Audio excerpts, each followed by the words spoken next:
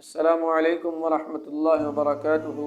تو حمزہ صاحب نے سوال کیا ہے کہ یہ جو اکاؤنٹ کے اندر ہم پیسے رکھتے ہیں تو اس کے اوپر ہمیں جو فری ایم بی ملتی ہے اور فری ایس ایم ایس ملتے ہیں اور فری منٹس ملتے ہیں، کیا ان کے استعمال کرنا جائز ہے یا نہیں جائز؟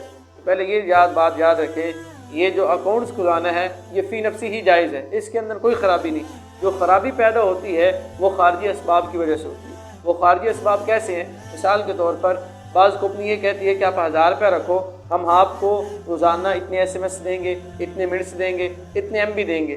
تو آپ جب وہ 1000 روپیہ رکھواتے ہو تو جب آپ نکلواتے ہو تو آپ کو پورا 1000 ہی ملتا ہے۔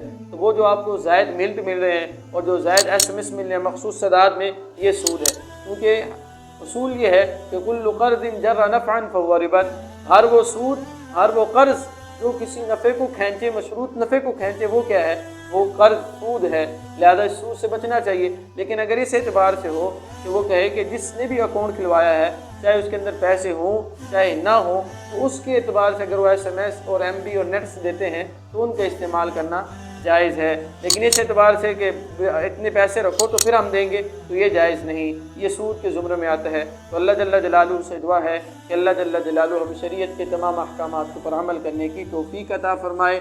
وآخر دعوانا ان الحمد للہ رب العالمین۔